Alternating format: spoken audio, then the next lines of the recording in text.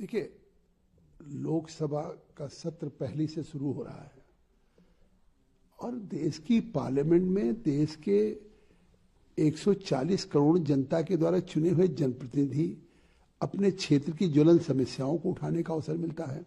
सरकार को विधायी कार्य 11 बहुत महत्वपूर्ण कानून बनने जा रहे हैं, तो स्वाभाविक है कि ये सदन केवल सत्ता पक्ष के लिए नहीं है, प्रतिपक्ष उसको भी उस कानून में चर्चा में भाग लेना चाहिए, या कोई भी इश्यूज को डिस्कस करना हो किसी भी, तो उसको पार्लियामेंट्री अफेयर्स के साथ स्पीकर साहब जो एक बिजनेस एडवाइजरी कमेटी होती है उसमें विषय रखें और स्पीकर साहब सभी विषयों पर चर्चा करने का अवसर देते हैं।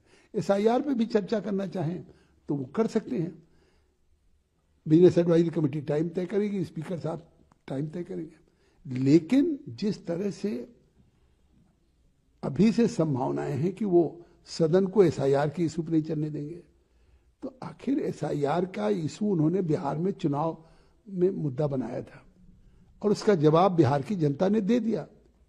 तो अगर उनको प्रजातंत्र में राहुल गांधी को, कांग्रेस हो, तृणमूल कांग्रेस हो या अखिलेश यादव हो, उनको अगर विश्वास है प्रजातंत्र में, तो बिहार के उस प्रजातंत्र के उस जनादेश को स्वीकार करना चाहिए। और अब एसआईआर कोई मुद्दा नहीं है, क्योंकि खुद आपने देखा कि सर्वोच्च न्यायालय ने भी कहा, माननीय सर्वोच्च न्यायालय ने, कि क्या कोई मतलब आधार कार्ड बनवा ले, मतदाता सूची बनवा ले, अगर रोहिंग्या है, विदेशी है, बांग्लादेशी है, तो उसको मतदान का अधिकार हो जाएगा। तो क्या ऐसे लोगों को अगर कोई विशेष गहन परीक्षण हो रहा है और इस पे चुनाव आयोग अगर एक ऐसी मतदाता सूची बनाना चाहता है जो एररलेस हो, तो ये तो बात आ चुकी। चुनाव आयोग खुद कहता है कि अगर कहीं एक भी किसी वैलिड या वैध मतदाता का नाम कटा हो तो वो कहते हैं कि हमारे सामने लाइए। तो एक कंप्लेंट बिहार के एसआईआर के बाद नहीं हुई, तो अगर चुनाव आयोग ने एसआईआर का निरीक्षण करके बिहार में चुनाव हुआ, उस पर एक कंप्लेंट किसी ने नहीं किया कि हम साहब भारत के हमारा मतदान या मतदाता नहीं बने, तो अब वो कोई मुद्दा नहीं है। इससे साफ है विपक्ष के पास कोई मुद्दा नहीं है और केवल ये खिसियानी बिल्ली खंभा नोचे।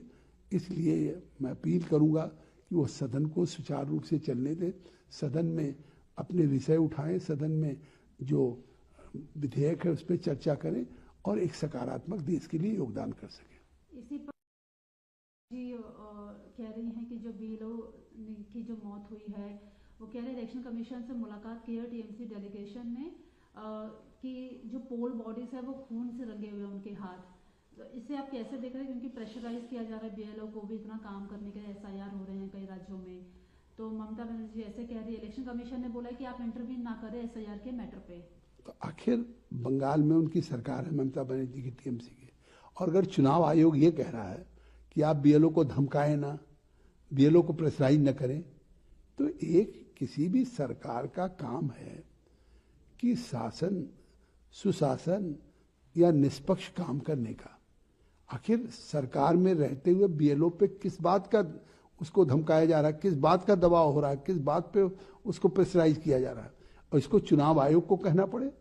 तो मुझे लगता है अगर चुनाव आयोग एक निष्पक्ष मतदाता सूची पूरे देश में बना रही है, चाहे वो वेस्ट बंगाल हो चाहे यूपी हो, तो आज इनको जनता के में अखिलेश हो, राहुल हो, ममता हो, गुमराह करने के बजाय उनको उसमें बीएलओज के साथ सहयोग करना चाहिए, न कि बीएलओ को धमकाना चाहिए।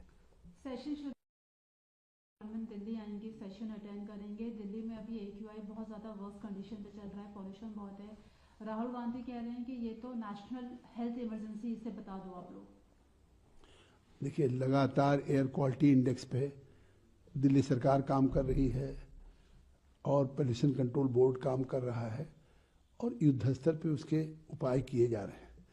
निश्चित तौर से आज आप देख रहे हैं कि पिछले सालों में जब यहाँ पे आप पार्टी की सरकार थी पंजाब में कांग्रेस की थी, तो दोनों राज्य के लोग केवल ब्लेम गेम कर रहे थे। आज हम ब्लेम गेम दिल्ली सरकार नहीं कर रही, दिल्ली एयर क्वालिटी इंडेक्स को ठीक करने के लिए कदम उठा रही है। काफी कॉन्फ्लिक्ट देखा जा रहा है कर्नाटक में, सीएम और डिप्टी सीएम के बीच में भी कॉन्फ्लिक्ट है। दोनों ने आज ब्रेकफास्ट किया साथ में कि सीएम कौन बनेगा, कौन बरकरार रहेगा, डीके शिव कुमार या सिद्धारमैया। कैसे इनके बीच के कॉन्फ्लिक्ट को आप समझ रहे हैं? देखिए, देश देख रही है कि राहुल गांधी के नेतृत्व में कांग्रेस पार्टी जिन राज्यों में चुनाव हो रही वहां हारती जा रही है। इनकी पार्टी में जिस तरह से अंतर्कलह है और जिस तरह से सार्वजनिक रूप से दिखाई पड़ रहा, तो न पार्टी में कोई अनुशासन है और पार्टी में खुलेआम जनता की हित के या कल्याणकारी योजनाओं को सरकार चलाने का काम नहीं कर रहे, केवल आपस में कुर्सी के लिए कि कौन मुख्यमंत्री हो जाए और कौन ना हो, इसी बात की लड़ाई है। और इससे निश्चित तौर से कर्नाटक